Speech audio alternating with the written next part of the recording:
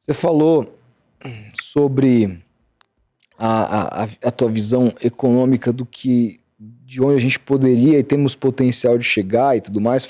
Citou o exemplo da China. Hoje, assim, é muito impressionante como a China vem crescendo cada vez mais e nessa disputa que hoje dá muito com os Estados Unidos, uma crise profunda acontecendo na América, né? Que tem tudo a ver com também a crise do capitalismo no mundo e tal. Só que aí quando a gente olha para o cenário brasileiro, a gente observa, por exemplo, que a direita brasileira, porque, de novo, assim, não vejo nenhum problema a pessoa ser de direita, a pessoa ser mais liberal econômica, desde que ela de fato acredite genuinamente que esse é o modelo que vai diminuir a desigualdade. E tem gente que realmente acredita nisso. Não é a maneira como eu penso, mas eu respeito. Mas o que eu vejo é que a direita brasileira tem muito mais como objetivo manter a desigualdade do jeito que está e continuar apostando nesse modelo de privilegiar quem são o topo da pirâmide, a elite brasileira, as classes mais abastadas e tudo mais. E para isso eles têm que adotar um discurso que eles tenham um voto de quem está na base da pirâmide, que são a maioria das pessoas que vivem no país. Então eles não podem ser totalmente transparentes com o projeto ou com a falta de projeto que eles carregam.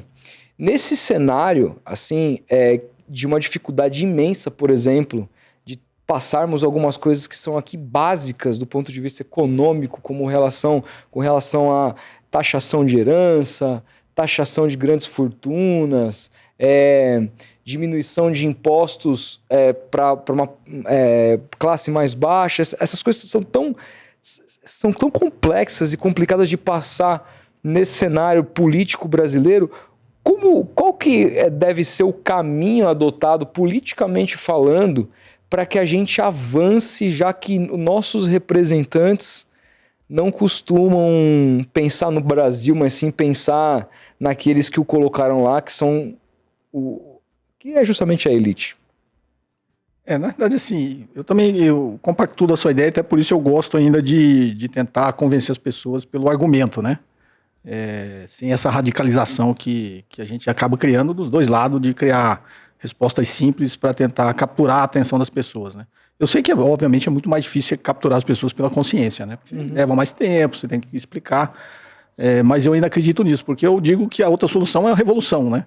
Então, se a gente não acredita que vai existir uma revolução, o caminho é a política, né? A política atual. A conversa, e o sistema econômico como está. Mas eu compactuo com você que, assim, 99% dos meus amigos, da minha convivência, são de direita, né? Então, eu acredito que são pessoas boas também. Que elas acreditam que com esse modelo econômico vai se diminuir a desigualdade através desse jeito de pensar o mundo. Exatamente. E a minha missão é essa.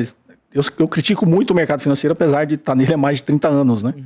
E eu faço questão, e ultimamente eu tenho falado assim, quando eu falo mercado financeiro, eu estou falando de meia dúzia de pessoas que realmente comandam o mercado financeiro, né? Porque eu brinco, no mercado financeiro também tem classe trabalhadora, né? A grande maioria das pessoas que estão lá também estão ralando, né? O estagiário que está lá na Faria Lima, o analista júnior, esses caras ganham pouco também, é classe trabalhadora. E eu tenho que ficar satisfeito que quando eu vou em podcasts, né, ditos da Faria Lima, muito deles me procuram, né? Compactuando assim com as reflexões que eu faço e se mostrando também já enjoados de escutar sempre a mesma coisa dentro da Faria Lima, né? Sempre o mesmo discurso. Então tem pessoas realmente que são de direita que acreditam que esse modelo que está aí, né, neoliberal, é o modelo que vai conseguir distribuir a riqueza no país. Mas a grande elite dominante mesmo do mercado financeiro sabe que isso é impossível, né? E o que eu tenho tentado mostrar é sim, porque não existe recursos, né, e nem oportunidades para todo mundo. Então eles costumam pegar um exemplo, eu sempre brinco, pegou lá o catador de latinha que começou do nada e de repente ficou milionário. Que é a exceção. É a exceção, não é a regra. Eu falo assim, você acha que é possível replicar isso para 100 milhões de pessoas? Não é, porque não existe recurso para todo mundo, não existe essa oportunidade e riqueza para todo mundo, né? Então, não é um modelo viável. E o próprio discurso teórico que eles tinham desde a década de 80, né, da Revolução Neoliberal, que ficou conhecido como Trickle-Down Economics, né, que é a economia do gotejamento, né, que você cresce o bolo, depois você divide, né? Então a economia cresce... Que é o que a ditadura militar acreditava e falava, né? Primeiro a gente vai crescer, depois a gente vai dividir. E por isso chama a economia do gotejamento, né? Como se fosse gotejar, né? Na verdade não está nem serenando, né, para baixo. Imagine gotejando. Então, assim, a economia está cada vez, desde a década de 80, concentrando cada vez mais. E a grande elite econômica que concentra essa riqueza, ela sabe que não tem como distribuir para todo mundo. Não tem recursos para todo mundo, a menos que ele abra mão, né, de uma boa parte dessa riqueza.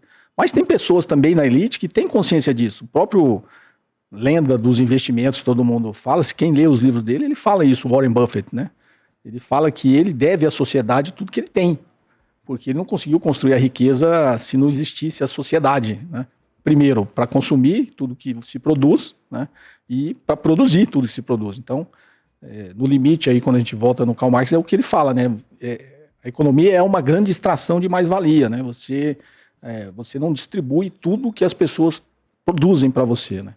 Então, talvez a taxação de grandes fortunas é uma maneira de tentar remediar isso. Ó, toda a riqueza que você construiu, toda a riqueza que você acumulou veio da sociedade.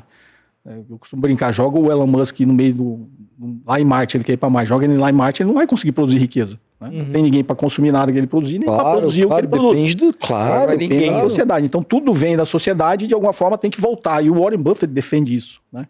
Que ele deveria, tanto que ele doou toda a fortuna dele, né? Depois que ele morreu, a fortuna dele foi toda doada para institutos, principalmente aquele instituto do Bill e Melinda Gates, né? Na época, quando ele anunciou, era 38 bilhões de dólares. Hoje é muito mais, né? Porque ele fala que aquela riqueza que ele produziu tem que ser devolvida para a sociedade, de alguma forma, né? E a taxação de grandes fortunas é uma forma de que o Estado fazer isso de forma imposta, né? De forma forçada. Ó, você acumulou 100 bilhões, você vai pagar, sei lá, 50% sobre imposto sobre grandes fortunas. E o Estado... Olha, eu vou ser bem sincero, no meu mundo ideal não seria proibido a existência de bilionário. Irmão, passou de 150 milhões de dólares, é tudo do governo. Não, porque é o que como ele falou, esse dinheiro não vai voltar para a sociedade, não vai ser reinvestido. E chega a um nível de dinheiro que se perde, é uma coisa tão estratosférica que já não faz mais nem sentido do ponto de vista monetário, assim, é uma coisa que não é que vai te dar um acesso a mais alguma coisa. Não, assim, não há tempo hábil. E eu não tô falando novamente do cara que tem uma puta casa, uma casa na praia, uns puta carro. Não tô falando disso, a gente tá falando de bilhão, mano. Bilhão é dinheiro que, sabe? Dá pra imaginar. Dá pra imaginar. Eu concordo, assim, eu sempre falo assim que acho que ninguém deveria acumular riqueza que ele não vai conseguir consumir. Então, que é o que o Felipe falou. O cara lá tem uns aí que já tá projetando que vai ter $1 trilhão. O cara pode viver... Isso, cara. O cara pode viver 1000 anos que ele não consegue consumir. Então, e as gerações da família vão conseguir. Porque dentro da ciência econômica, assim, o dinheiro é uma mercadoria, né? O que a gente chama de dinheiro é uma mercadoria também. É um preço que você tem... Então, o dinheiro, na realidade, ele é uma representação da riqueza. Né? Então, sei lá, vai comprar uma Coca-Cola, R$10. Então... O dinheiro representa alguma mercadoria real. Então, o acúmulo de dinheiro, como tem os bilionários, ele na realidade está acumulando uma riqueza que foi extraída da sociedade, porque aquilo poderia ser trocado por mercadorias, mas está acumulada. Então, de alguma forma, ele está tirando riqueza da sociedade que outras pessoas poderiam estar consumindo. E no limite, quando a gente está brincando aqui, que não seja $1 trilhão, mas já tem gente que tem 500 bilhões. Para que o cara precisa de 500 milhões que ele não vai conseguir consumir em vida, nem ele, nem a família dele? É uma excrescência. Uma excrescência. Então, de alguma forma, você está tirando recursos da sociedade, como a gente fala, e no final tudo são recursos naturais, né? Você está tirando recursos do planeta de pessoas que poderiam estar consumindo e não estão, né? Então, por que um cara tem 500 bilhões e tem gente catando lixo na rua sem poder ter acesso a uma subsistência mínima, né, de alimentação, que é o mais básico, que não é só o ser humano, né? Qualquer animal precisa se alimentar. Então, acho que nós, enquanto sociedade, a gente tem que olhar isso com um pouco de indignação e falar, como é que eu resolvo esse problema? É o que você falou, né? Eu não estou falando do cara que tem uma casa, um apartamento confortável e tem um carro bom. Ninguém está falando dessa pessoa. Acho que todo mundo gostaria de ter uma vida melhor. Mas tem que ter um limite, né? A partir de certo momento, para que você precisa ter tanto dinheiro? Você não vai usar, né? E está faltando para outras pessoas, né? Quando eu traduzo o dinheiro em recursos... E né? É o que o Eduardo Moreira fala muito, né? Para você ter... o dinheiro é como... Ele fala que... Eu acho um exemplo ótimo que ele fala. Dinheiro é como um parquinho de areia. A partir do momento que você monta um montinho, você deixou um buraco. Não é que... eu sinto que na cabeça das pessoas... É como se o dinheiro fosse uma divindade infinita que o cara acumulou porque ele é mais competente, ele é mais inteligente, se atrela muito à capacidade de pessoas de fazer dinheiro com inteligência que é de uma sandice e como se esse acúmulo de dinheiro não fosse influenciar numa sociedade mais pobre, desigual.